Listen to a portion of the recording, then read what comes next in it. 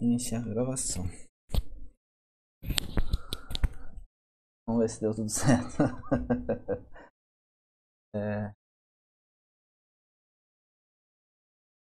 Vamos ver. Bom, gente, se alguém tiver já me visualizando aí.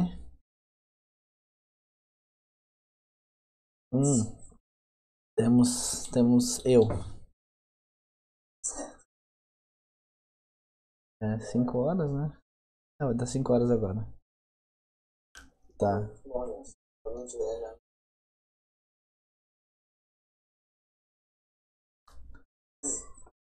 Temos eu.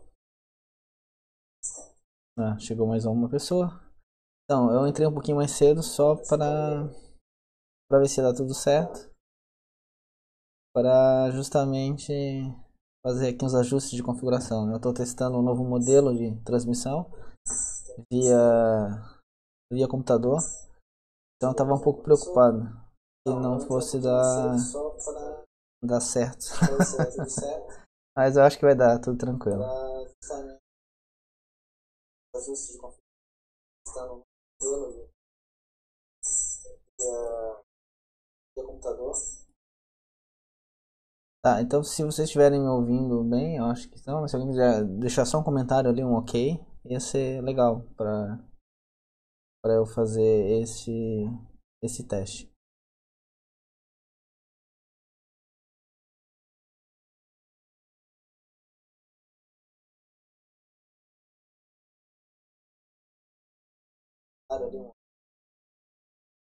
Ok.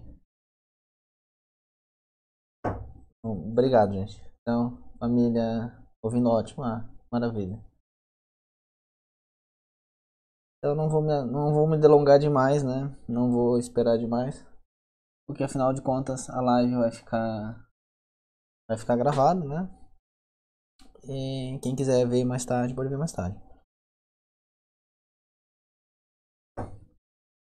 Deixa eu fazer o último ajuste aqui. Tá ótimo, então. Então, gente, começando, né? Tá, então vamos lá, começando então, finalmente. Esses começos sempre são meio confusos, né? O tema da live de hoje eu quero falar com vocês sobre a questão da formação filosófica, né? Da formação filosófica da família como um todo, né? Isso é especialmente importante, né? O fato, tá, dessa formação ela se dá de maneira conjunta, né? Como um esforço coletivo, um esforço da casa. E essa possibilidade eu me deparei com ela, né?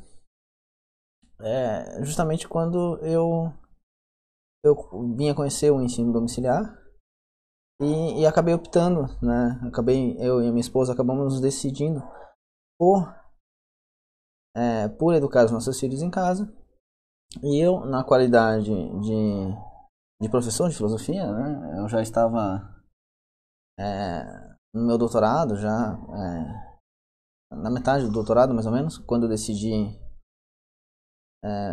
praticar o ensino domiciliar, né? Isso acabou repercutindo numa reviravolta na minha vida profissional, na minha vida acadêmica, né? Eu comecei a vislumbrar um mundo, um universo que até então me era totalmente desconhecido e era justamente a peça que faltava para um quebra-cabeça que eu estava tentando resolver, né? É aquela peça sem a qual você não consegue dar sentido, dar ordem a uma figura, né?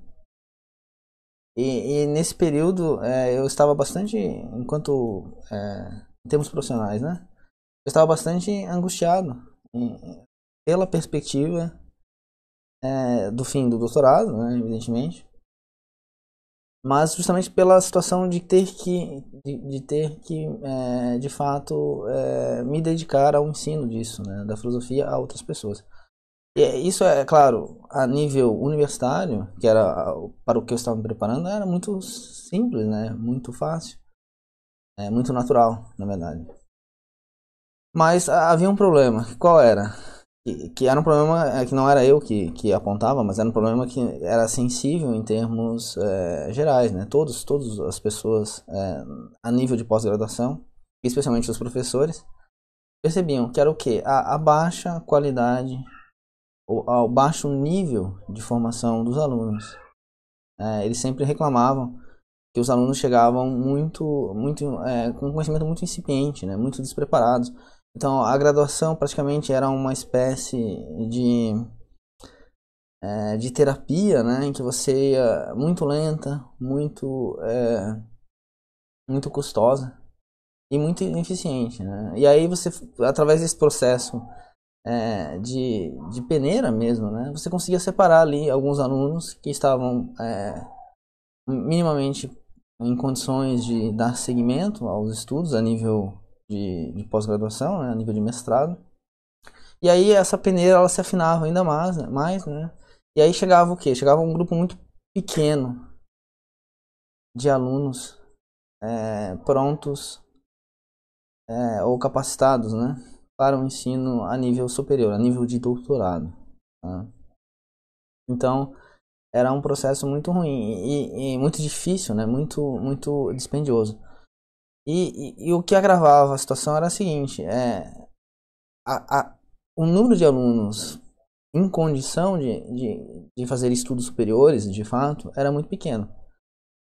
Mas havia uma grande quantidade de alunos, né? Parece um paradoxo. Mas isso foi graças, né, aos nossos caríssimos presidentes, né, e os seus ministros da educação, que nos últimos 20 anos eles conseguiram essa proeza, né, de diminuir a qualidade do ensino estatal, né, o ensino de... Quando eu falo estatal, não é o ensino público, tá?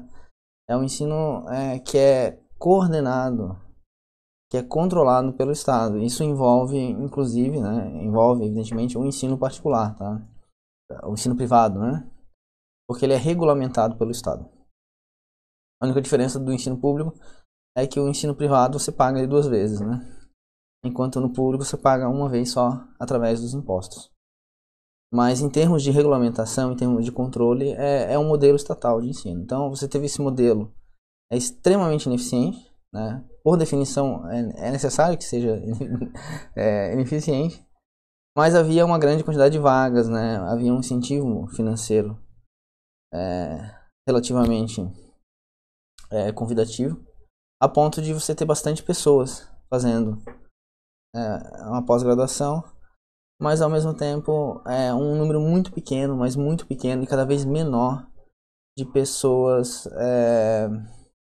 em condições de realizarem aqueles estudos, né? Então era uma espécie de problema insolúvel, né? Porque os alunos que saíam da graduação e da pós-graduação, a grande maioria tinha um nível muito ruim mesmo, uma formação muito deficitária, um conhecimento muito limitado das próprias áreas de estudo, e eles estavam preparando as próximas gerações, né, de alunos. Então vocês percebem que é uma espécie, é evidente que é uma bola de neve, né, e só aumenta, quer dizer, o nível de destruição, né, dessa avalanche, ela se torna cada vez mais sensível. E era o que aconteceu, né, nos 12 anos que eu praticamente habitei os corredores da universidade, eu pude acompanhar isso com bastante atenção, né, esse nível cada vez mais reduzido de capacidade mesmo, né, para o exercício da vida intelectual. E aí eu tinha esse problema, né, eu tinha essa questão de como que eu vou ensinar as pessoas. Os professores reclamavam muito dos alunos que chegavam na universidade, que vinham do nível médio, né, do ensino do segundo grau. E de fato, a grande maioria era praticamente semi-analfabeta, né? E a grandíssima maioria era todos eles analfabetos funcionais, né? Eles não conseguiam e ainda não conseguem sequer entender um texto.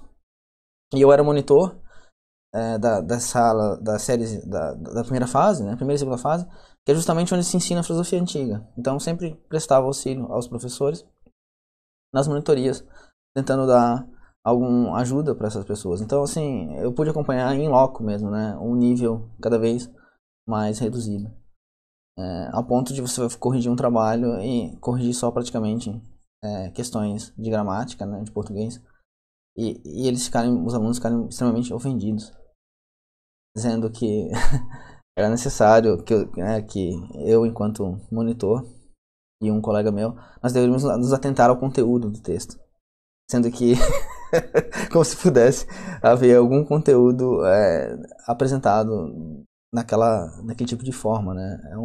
Era um texto disforme, né? Sem forma nenhuma, e eles acreditavam na possibilidade de haver algum conteúdo ali.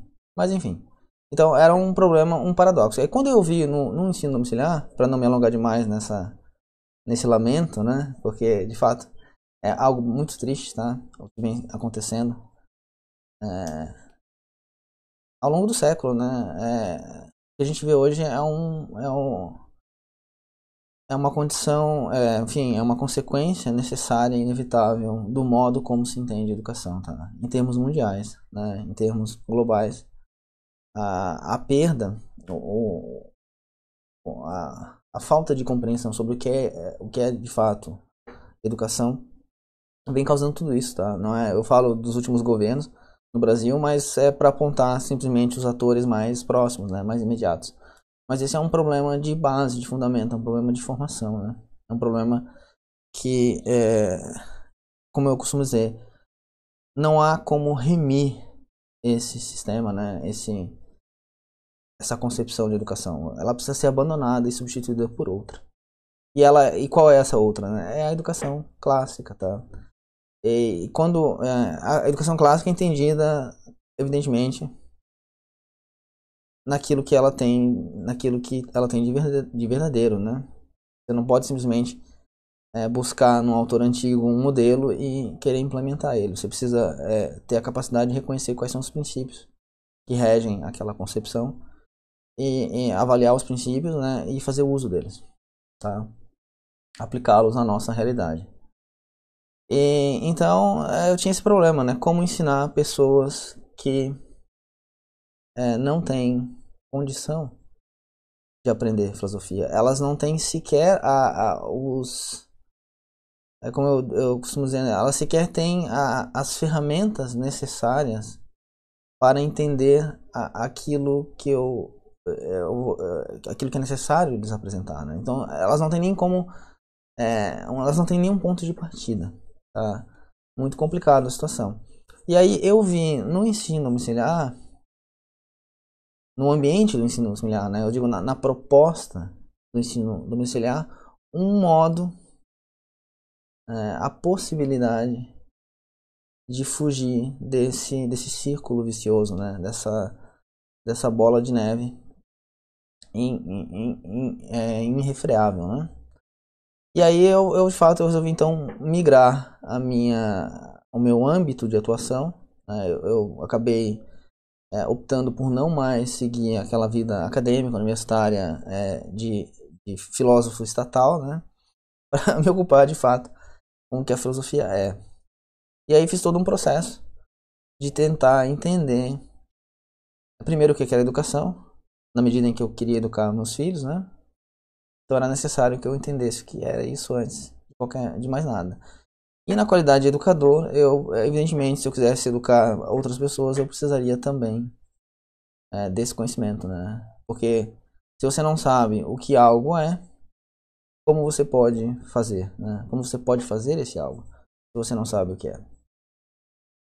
Isso, por mais óbvio que soe, é um princípio que é amplamente desconhecido, né? Nos meios acadêmicos, especialmente nas faculdades de pedagogia, né? Eles não fazem ideia do que é educação e estão tentando educar as pessoas, tá? E é por isso que a gente tem os resultados que a gente tem. Mas enfim, então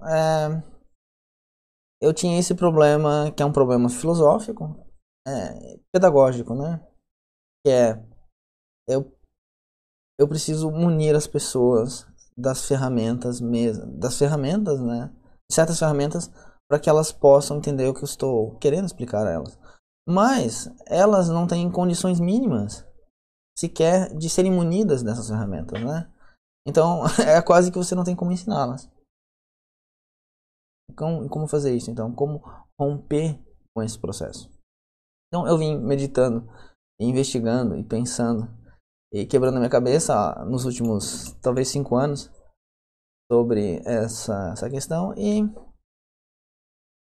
aí o meu trabalho, o trabalho que eu venho desenvolvendo atualmente é justamente uma tentativa de sanar, né, em alguma medida, de sanar essas dificuldades, tá? Para ser mais específico, né, para ser menos abstrato, para trazer o que eu estou dizendo a vocês para... Alguém falou? Aí, tá bom. Qual é o problema então, né? Como que eu... Vocês entendem, né?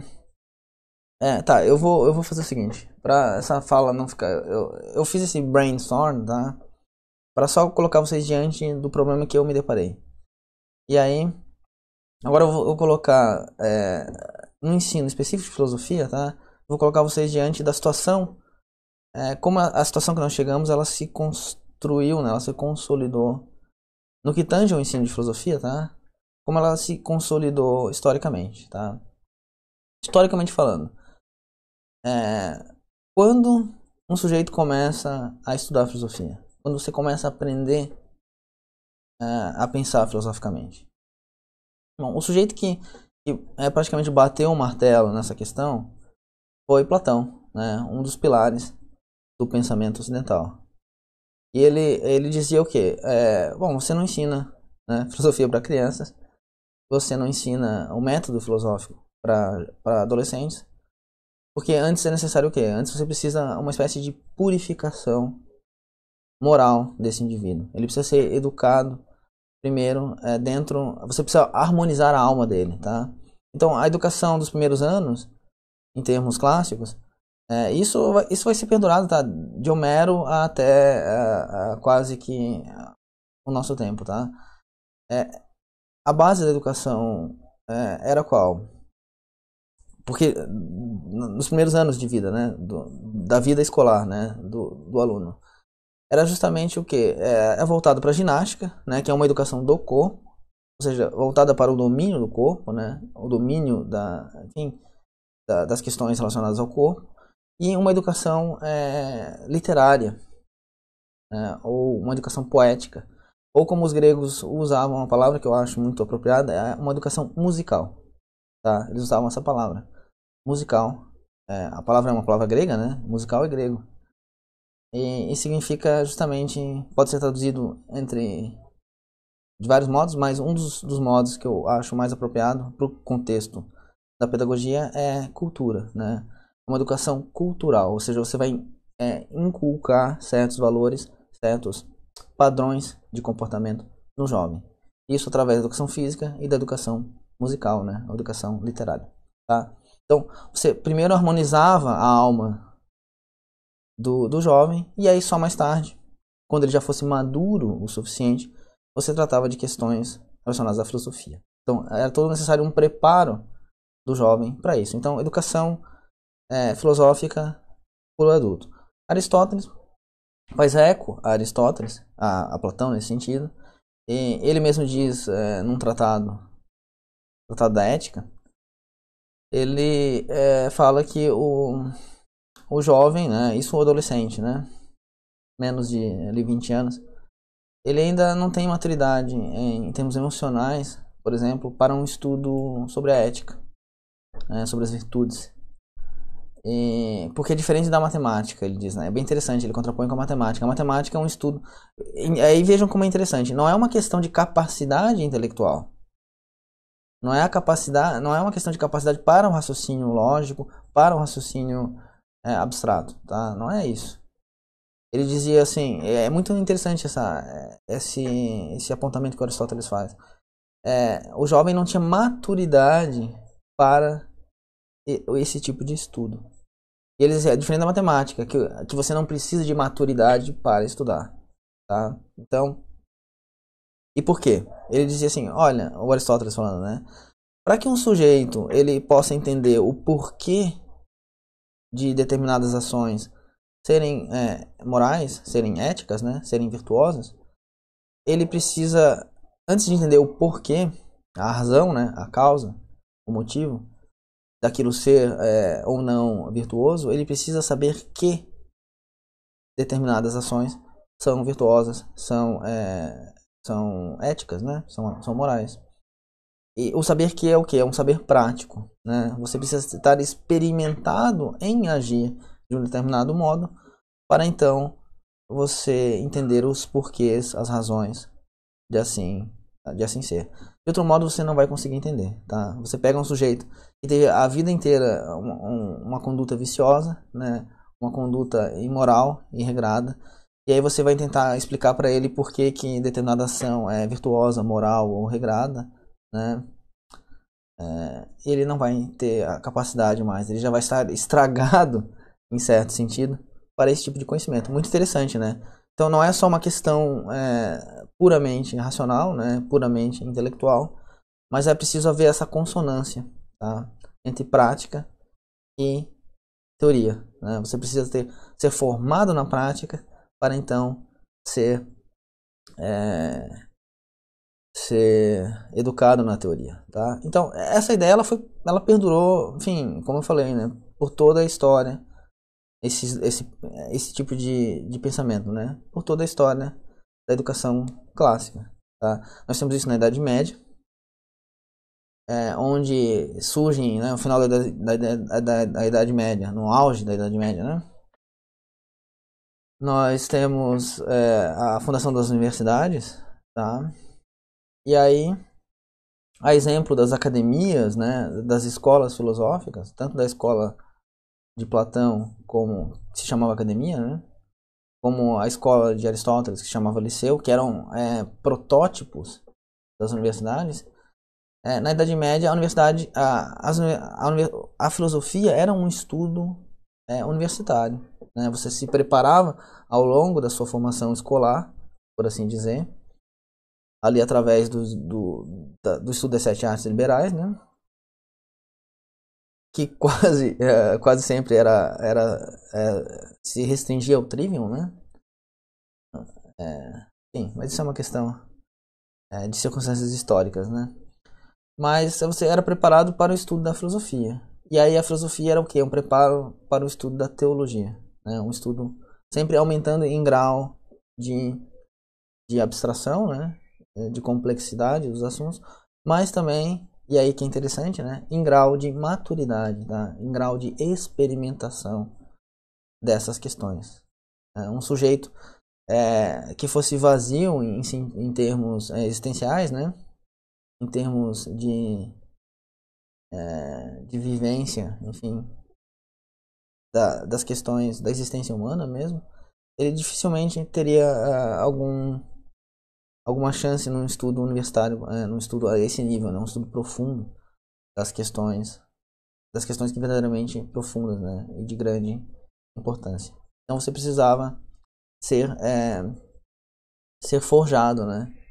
Nesses termos, para então poder ter proveito desse estudo teórico. Então, o estudo da filosofia também é a nível universitário, tá? A nível superior. E essa ideia perdurou até nós, né? E aí, com o advento dessa instituição bizarra, eu digo, né? Que é a universidade estatal, pública, né? Brasileira, que é um acontecimento na história da humanidade. Não é bom, né? É um acontecimento bom, mas é o que tá aí, né? Então, a filosofia é um estudo de nível superior, tá? Só que aí nós temos todo o quê? Uma cadeia de degeneração, né? Que vem da antiguidade até nós. E que aquele preparo da alma, né? Para o estudo da filosofia, ele não se deu mais. Simplesmente não se deu mais. Porque você já nem tem mais a ideia de alma, você já nem tem mais a ideia de verdade, você já não tem mais a ideia de virtude, você já não tem mais ideia de nada, né? Você não pode preparar um sujeito numa prática, dentro de uma prática filosófica, no sentido da vivência daqueles temas para então prepará-lo para o estudo desses temas, né? Simplesmente não se dá. E aí a filosofia se tornou meramente um estudo, uma dissecação de cadáveres, né? Uma dissecação de sistemas de pensamento. E aí até era uma espécie de briga que eu tinha com os meus colegas de estudos, né? Eu sempre dizia, não, nós somos historiadores da filosofia, tá? Nós não somos filósofos. Você não forma um filósofo numa universidade, tá? Através de um sistema de, enfim, burocrático, né? Você não faz isso. Nunca aconteceu isso na história da filosofia. E não vai ser agora, através do MEC, que você vai formar filósofos, pelo amor de Deus. Não sejam nem tão ingênuos, nem tão tolos. Nós somos, quando muito, historiadores da filosofia. E o problema é que somos péssimos historiadores, né? Porque vocês acham que estão estudando para ser filósofo. Então vocês nem estão sendo preparados para aquilo que de fato deveriam estar sendo, né? Que é para entender esses sistemas de pensamento, para poder então conseguir ensinar as pessoas, informar o público, né? Sobre essas questões, que é o que a gente deveria estar fazendo. Mas não, enfim, né? O pessoal vivia como que uma espécie de bolha, né? E aí você tinha dois tipos de indivíduos, né? Bem típicos da flora acadêmica, que é o sujeito que só está preocupado em cargos e currículo e artigos, ele só quer cumprir as regras, né? Então se a regra é X, para obter Y, ele cumpre a regra, ele segue os manuais, à risca, ele estuda os manuais, né? Os manuais que eu digo, esses manuais das regras de conduta, né? Acadêmica, de proceder. Então ele joga as regras do jogo, joga muito bem, usa elas a seu favor e tem bastante sucesso na disputa por bolsas, por cargos, enfim, por poder, né? Então tem esse sujeito que joga as regras do jogo. Aí vocês já viram que a questão da verdade, as questões profundas da filosofia, elas nem sequer nem se pensa nisso, né? Nem se fala nesse tipo de tolice. Tolice entre aspas, né? Então, nos cafezinhos ali, na hora de tomar um café, o pessoal tá falando disso, né? De dinheiro, de bolsa, de investimento, de financiamento, coisas do tipo. E aí tem aquele outro sujeito que se acha uma espécie de messias, né? Ou mesmo uma espécie de arauto da verdade, né? Dos mistérios. E aí ele acha que é dever dos demais, né? Dos meros mortais, sustentá-lo, né? Prover o seu sustento através de financiamentos públicos, né? De bolsas. Enfim, e ele não tem que prestar contas de nada, nem a ninguém, né? Ele fica lá nos seus delírios e acha que as pessoas têm que aplaudir ainda. Então, vê, é uma situação totalmente deteriorada, né? E aquela figura histórica do filósofo como um sujeito que busca a verdade, quer conhecer a verdade, isso aí já não existe mais, né? Nós dissemos que, em termos clássicos, né, fazendo uso do vocabulário aristotélico, nós somos hoje, o filósofo é um filósofo por homonímia, né? Ou seja, o nome é o mesmo, o nome, né? Mas a definição já é outra, tá? Então, não se estuda mais filosofia, tá? Nas universidades. As universidades não preparam ninguém para o estudo da filosofia e eles estão impossibilitados. É uma impossibilidade lógica. Por quê? Porque se nega primeiro a existência da verdade. Se não existe verdade, não existe conhecimento. Nós estamos só no plano da opinião, no plano da doxa, né? Daquilo que você acha.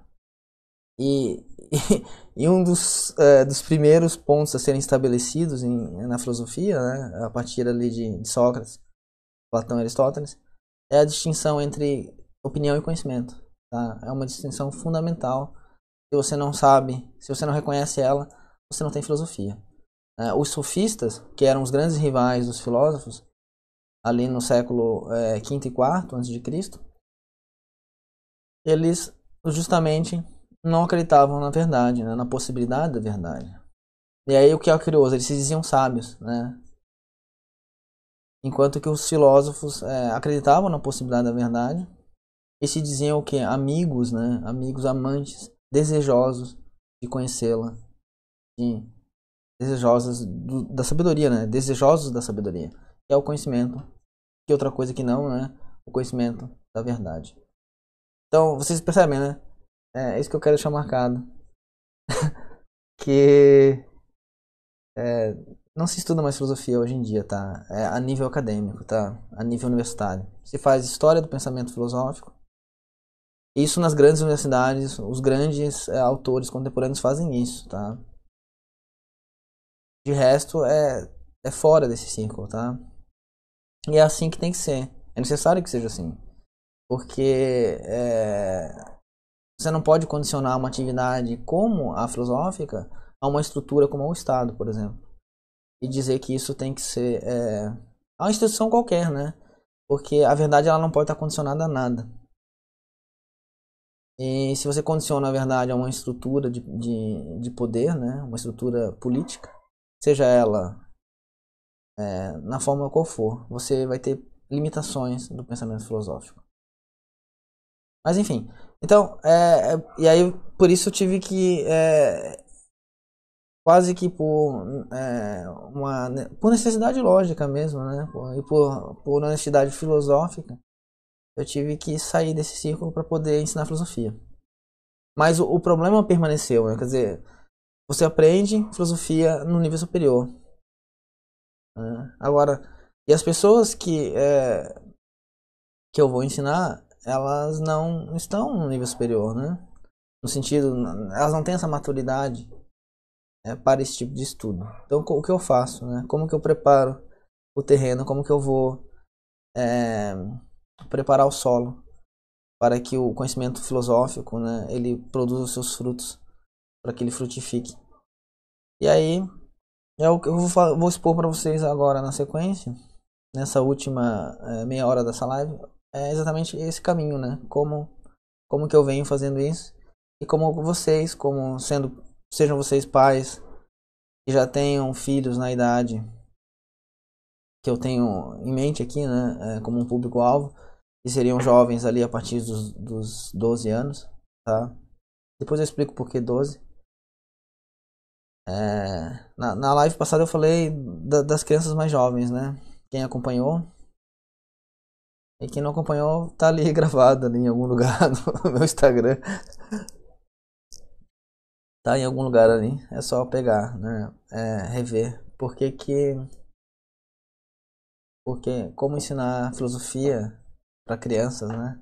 Não essa ideia esdrúxula, acadêmica, né? Essa ideia escolar que, que norteia os programas de ensino de filosofia atual, né? Não, eu falo da filosofia no sentido clássico da palavra e mais, né? No sentido cristão, porque o que eu venho desenvolvendo, né? Através do meu trabalho é justamente esse conceito, né? Filosofia clássica cristã. Até tá aqui no meu... Opa, tá aqui, ó, embaixo. Deixa eu até fazer aqui uma correção. Puxar um pouquinho para cima o meu logo. Aproveitar se vai dar. Acho que ali vai aparecer em algum lugar. Vou botar lá em cima. Não, vou deixar aqui embaixo. Tá, enfim, gente, é só um detalhe isso aqui. Então, a filosofia clássica cristã, né? Porque é nisso que, de fato, consiste a verdadeira filosofia, tá? A filosofia ela precisa ser clássica, ela precisa ser cristã. Para quem quiser entender um pouco mais sobre isso, tá? Vocês podem ir lá no meu site. Depois eu vou falar um pouquinho dele e aí eu vou mostrar para vocês. Mas lá no meu site, que é filosofia... Tá lá na bio, né? Vai lá na bio que tem o endereço. Vocês podem ir lá e aí tem uma aula, né, uma masterclass em que eu explico esse conceito aí.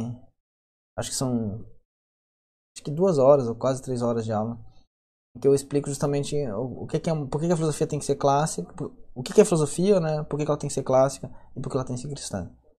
E aí esse é um elemento assim importantíssimo.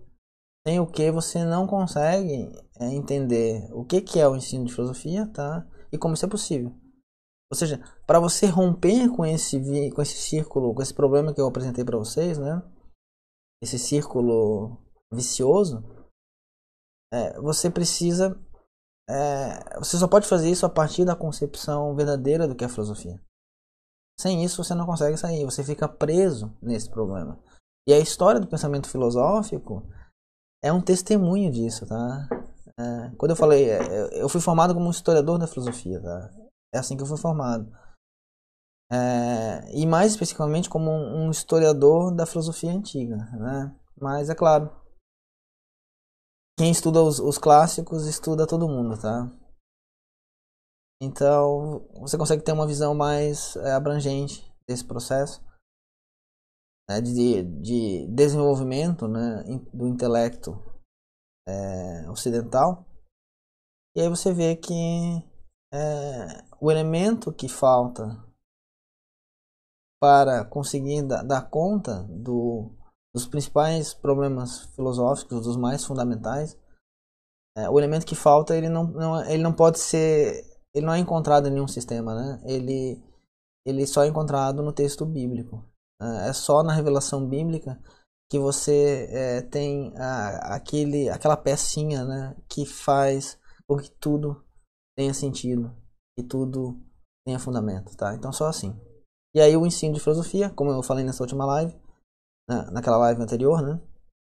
Ele começa por aí, né?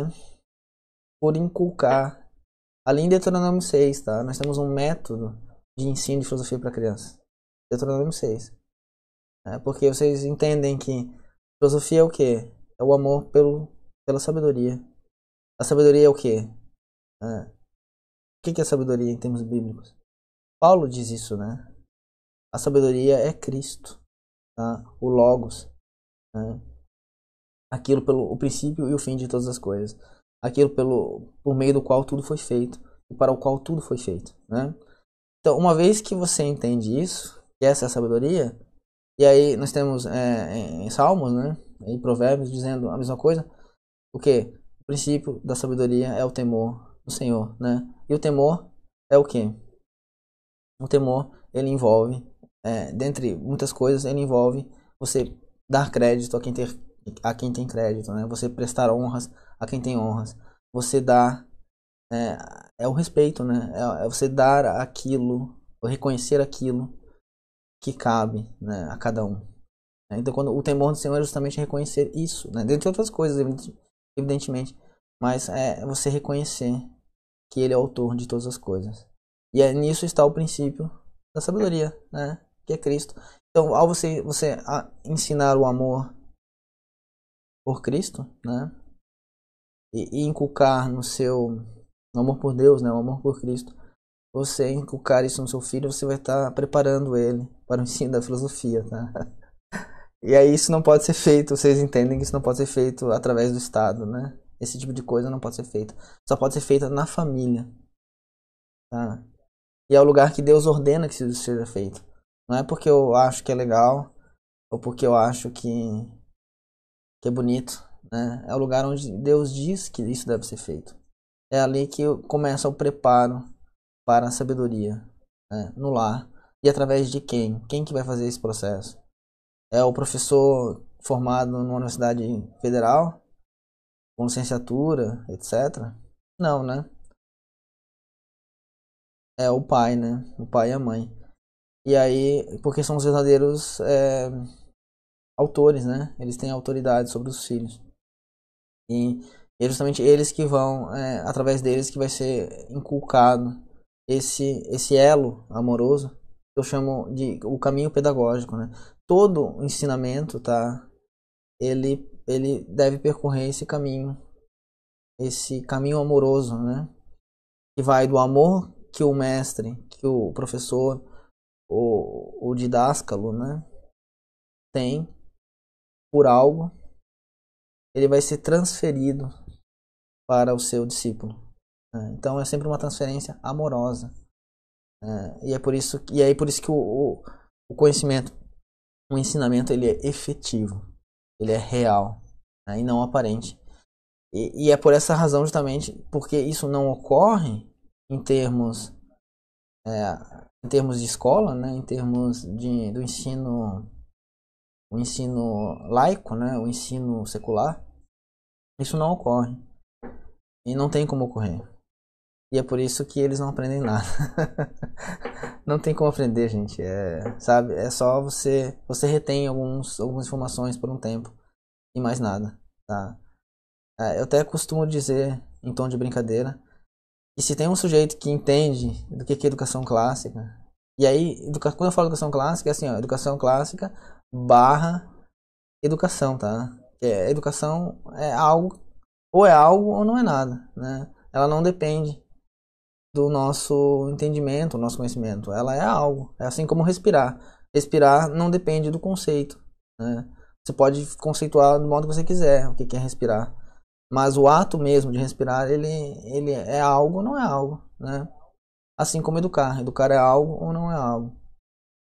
E aí você pode fazer certo ou você pode fazer errado, tá? Mas o certo e o errado, ele não depende da sua compreensão, do seu conceito, da sua visão de mundo. Ele depende da coisa mesmo, tá?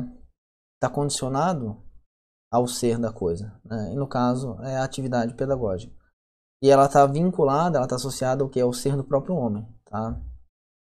Quem quiser entender mais disso, eu tenho um curso que eu falo bastante desse tema, tá? Do conceito clássico de educação, tá? Então, continuando, né? Porque às vezes eu começo a falar uma coisa e acabo esquecendo. Eu digo, se tem um sujeito que entende, eu brinco, né? Entende do que é educação clássica, era o Paulo Freire. E os seus, enfim, os seus comparsas, né? Ali o pessoal, eu digo, isso em tom de brincadeira, né? O pessoal ali, o Piaget, essa tropa toda aí. Esses caras entendiam que é educação clássica, porque para você fazer exatamente o oposto, quer dizer, eles não acertam em nada. E para que você não acerte em nada, você tem que estar muito consciente, né? Daquilo que é, porque você poderia acertar sem querer. E eles não acertam em nada. Isso não é coincidência, tá? É por isso que não funciona, porque é feito para não funcionar mesmo. E o resultado que eles querem é o resultado que eles têm, tá? É o resultado que a gente vê aí. Isso não é questão de incompetência, mas é questão da mais absoluta competência, tá? Esse desastre que nós temos. Então, voltando ao assunto, né? O ensino de crianças, filosofia para crianças é nesse sentido, né? Desse preparo para o amor pela sabedoria. E aí, como que isso se dá no jovem, tá? Como que isso se dá na criança mais de idade, ali a partir dos 12 anos, né? Porque qual era o problema que eu iniciei essa live falando? Era o seguinte: se você começa a estudar filosofia lá no nível superior, e você não sabe o que a filosofia é, como é que você vai poder fazer isso no nível superior? Você já tem que ter sido preparado de algum modo. Você precisa ter um conhecimento prático do que é a filosofia. Como Aristóteles ali ilustra acerca da questão do estudo da ética, né? Que é um dos ramos da filosofia. Então você já precisa ter a experiência filosófica antes de adentrar o estudo da filosofia. E aí como que isso historicamente isso foi feito, tá, gente? Foi feito o ápice dessa ideia, para ser bem resumido, nós vamos ter ali.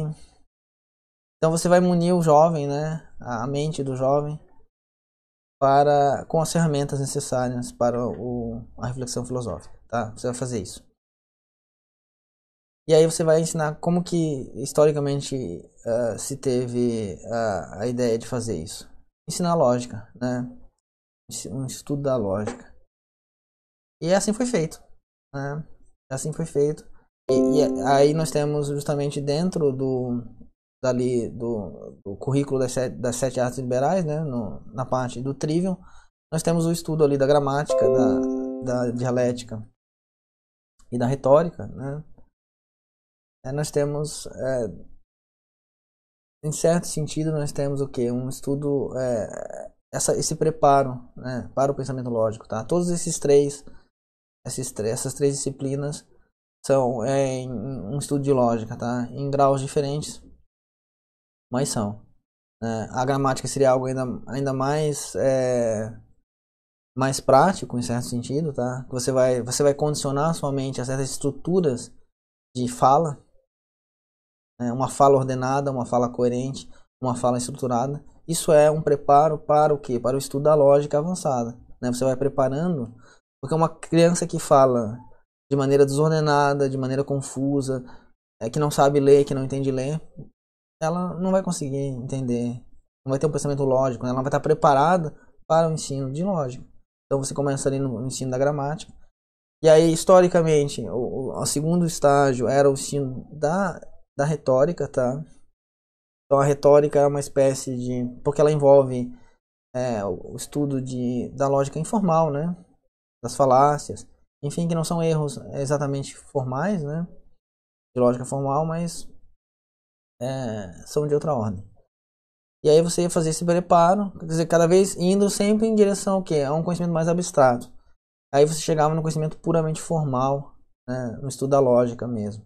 Então você estudava só a estrutura dos raciocínios, tá? Isso assim, num plano muito ideal, tá? Porque dificilmente isso ocorreu por muito tempo e em muitos lugares, né? Ao longo da história. Então porque estava muito condicionado ao ensino, né? Estava muito condicionado à existência de professores, à existência de materiais didáticos. Isso era muito complicado nesse período, tanto no período clássico quanto no período medieval. As dificuldades materiais eram limitadoras, então eles faziam do modo que dava, né? Mas a ideia era essa. Então você vai preparando a mente do sujeito para esse tipo de estudo. E aí ele estudava lógica. E aí quando ele estava dominando a lógica, ele ia então, se ele tivesse talento, se ele tivesse capacidade, aptidão e oportunidade, ele ia para o estudo da filosofia. E lá ao fim, se ele fosse de fato realmente essa vocação, ele adentraria o estudo da teologia, né? Da teologia. Qual é o problema disso? O problema disso assim, existem vários, né? Por si só não é problemático, tá? Mas gerou alguns problemas bem sérios, tá? Ao longo da história. E um deles foi qual? Se tentou justamente fazer essa separação muito radical entre o preparo para o estudo filosófico e o estudo filosófico, né? Então se tentou limpar, por exemplo, o estudo da lógica da metafísica, que é a base do mundo. A metafísica é o estudo da realidade como tal. Então você tentou, historicamente, né, no fim da Idade Média, no auge da Idade Média, nós temos essa separação muito cristalina, né, entre o estudo da lógica e o estudo da metafísica, ou o que eles chamam de lógica material, tá? Então você foi fazendo essa separação. Mas o problema, isso gerou o quê? Isso vai gerar um problema em termos filosóficos, que se chama nominalismo, tá? É um dos... eu não vou ter como explicar aqui para vocês todas as implicações do nominalismo, mas vão ser catastróficas, tá? Porque vão implicar justamente na negação de uma das principais conquistas do pensamento filosófico, que foi o entendimento de que o mundo se organiza por meio de 4 causas primárias. E uma dessas causas é o que? É a essência. As coisas possuem uma essência, uma forma, tá? O Platão e Aristóteles eles conseguem estabelecer. O Aristóteles ele consegue fornecer uma teoria muito boa, muito consistente, organiza, né, uma teoria, num sistema filosófico, essas ideias. Isso vai influenciar todo o pensamento antigo, tá? Medieval e até as nossas... até hoje, na verdade, a gente tem ainda resquícios desse tipo de pensamento. E toda vez que você nega essas causas, principalmente a formal, você vai ter problemas filosóficos muito graves, tá? Então, a negação dessas 4 causas, principalmente a formal e a final, que elas vão levar aquele que está refletindo de maneira honesta sobre essas questões, você vai ser levado necessariamente à ideia de Deus, tá? De um Deus como Deus cristão. E ao se negar essas duas causas, você vai cair inevitavelmente em algum tipo de materialismo, tá? Como a gente vê hoje, né? Você vai reduzir tudo à causa material e às causas eficientes, que são as forças, né? Sei lá, a força da gravidade, as forças eletromagnéticas. Então o mundo ele se reduz a esses dois tipos de princípios, a matéria e as forças associadas à matéria, né? E aí você tem, sim, muitas implicações filosóficas graves, como, por exemplo, o relativismo, né? O relativismo moral. Você não tem, você abdica da possibilidade da verdade, da racionalidade. Enfim, é uma catástrofe, tá?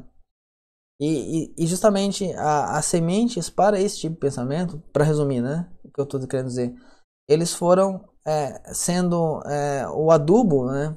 Fornecido para esse tipo de pensamento que vai influenciar o pensamento moderno e vai ser e os frutos do pensamento moderno é o nosso tempo, né? A contemporaneidade.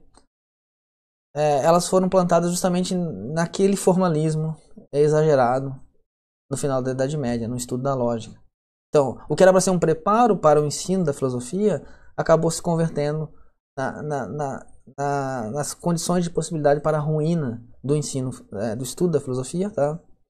E da teologia, por consequência.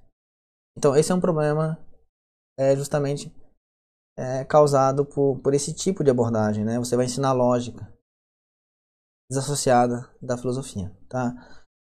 Bom, gente, eu vou tentar agora, eu tenho 9 minutos, eu vou tentar dar um fecho para isso.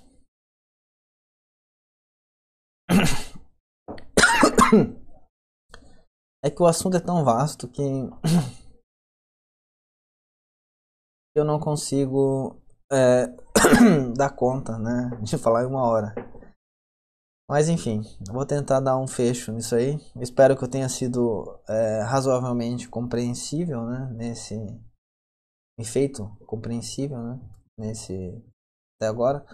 Mas é como que eu resolvo, né, como que eu venho buscando, e aonde o meu trabalho se insere nisso. É justamente em proporcionar essa oportunidade de você começar a ter uma prática filosófica, você está se familiarizando com os temas da filosofia, numa fase que isso já é apropriado para ser feito, quando você já tem um pouco mais de maturidade, que é ali a partir dos 12 anos, tá? Acontece algo muito especial, né, na alma do jovem com essa idade, por volta dessa idade, e nós temos nós temos um versículo na Bíblia que aponta para essa idade, né? Lá em Lucas,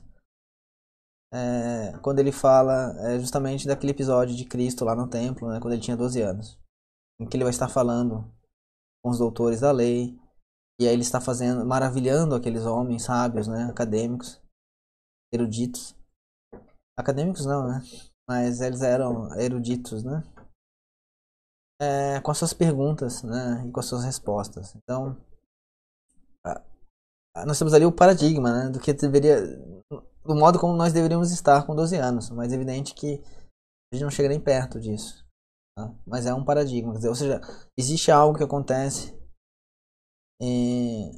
na alma da criança e a partir dos 12 anos ela começa a funcionar um pouquinho diferente, né? Eu não vou tratar disso aqui em detalhes, tá, gente? Daí realmente não vai render. Mas vamos tomar isso como um fato, tá? Como um dado básico. Então, a partir dos 12 anos, você já consegue. Às vezes pode ser um pouquinho antes, né? Um pouquinho depois. Mas é por volta dessa idade. Se o processo é bem conduzido, você começa a ter surtir os efeitos nessa idade, né? E aí, você vai começar a tratar de questões. Você vai começar a conduzir a criança por um processo. E aí, qual é a minha ideia?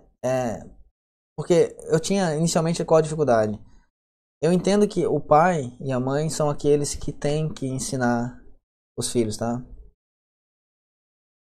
A função mais básica deles na questão pedagógica é fazer esse vínculo amoroso, né, entre esse elo de você amar algo e conseguir inculcar esse amor por esse algo no seu filho, tá? Então, e o conhecimento filosófico é o conhecimento da verdade, é a busca por esse tipo de... Por isso, né? Pela verdade. Então, os pais, ao fazerem isso junto com os filhos, eles estão preparando eles para o ensino, para o estudo mais sério, mais profundo dessas questões. E aí eu venho desenvolvendo cursos justamente com esse propósito, né? Para que os pais estudem junto com os filhos. Eles possam percorrer um caminho juntos. E isso é maravilhoso, porque você, ao fazer isso, eu preparo justamente o terreno, né?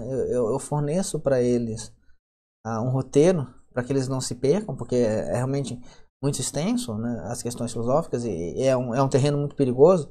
Então eu forneço um caminho relativamente seguro para que os pais possam fazer esse passeio com os filhos, junto com eles, tá? E aí justamente fornecendo aos filhos tanto a segurança necessária para percorrer esse caminho, acostumando eles a fazerem esse caminho, mas ao mesmo tempo o pai, né, ele está sendo ali um modelo, o filho, ao ver o pai fazendo esse caminho com ele, e o pai manifestando realmente, dando a dimensão da gravidade daqueles temas, isso vai ser assim inculcado. É impossível que não seja, tá? Se for feito como deve ser feito, vai ser inculcado no coração do filho. Então ele vai estar tendo o quê? Vai tendo esse preparo, né? E em termos familiares, isso é maravilhoso, assim. Eu tenho conversado com alguns pais que têm feito esse percurso, que eu tenho ajudado eles a fazerem esse percurso junto com os filhos. E aí você produz o quê? Você produz um ambiente, né, comum de diálogo, de pensamento, né? Você coloca a sua casa, né, o seu lar, nesse patamar, né, das grandes questões. Aí você conversa com seu filho à mesa, né? E aí você tem, por exemplo, às vezes uma mãe, ou mesmo um pai, sequer tem nível universitário, e ele consegue, ele está conversando com seu filho sobre questões assim de altíssima grandeza, né? Questões muito elevadas, questões profundas, né? Que mostram realmente a dimensão do ser humano, né? O quão é extraordinário o pensamento, o quão extraordinário é o conhecimento da verdade. Então você faz isso em família, tá? Isso é realmente algo assim que precisa ser feito, né? O ambiente do lar é um ambiente para isso ser feito, tá? E os pais e os filhos. Então a minha ideia é justamente promover esse tipo de atividade. Eu vou ver se eu consigo mostrar agora nos últimos 2 minutos dessa live, eu vou mostrar para vocês o meu site, para quem não conhece, tá? Ele tá aqui, ó. Então é filosofia clássica cristã, né? Então o link tá ali na bio, vocês podem ir lá. E aí tem uma masterclass ali que eu falo justamente do que é a filosofia clássica cristã, né? É gratuito, vocês podem entrar ali, tem uma série de aulas, tá? É bem legal. E eu explico justamente isso. Então, o ponto de partida é esse, gente. Vocês precisam saber o que é isso, tá? E aí, ali tem as aulas, né? Enfim, tem toda uma série de aulas. Acho que são 2 horas e pouco. 2 horas de aula. Vocês podem ir ali só fazer a inscrição e fazer a aula, tá? Tá lá disponível para vocês. E ali dentro tem os cursos, tá? Eu não vou conseguir falar dos cursos agora, porque não vai dar tempo. A minha ideia era essa, para fazer um fechamento, né? Para apresentar justamente esse caminho para vocês. Mas eu tenho 2 cursos que eles giram em torno do mesmo livro, tá? Eu vou fazer o seguinte, eu vou acho que eu vou deixar isso. Eu vou continuar essa live daqui a 1 minuto, tá? Quem quiser me acompanhar aí, gente. Aí eu já deixo gravado. E eu acho que eu vou ter que editar, então, isso. Porque eu não sei se vai alimentar direto o meu Face. O meu Instagram. E aí eu falo dos cursos na sequência. Só para mostrar para vocês um caminho, né? E o que pode ser feito, tá? O que eu venho preparando. Certo? Então a gente se vê daqui a um pouquinho.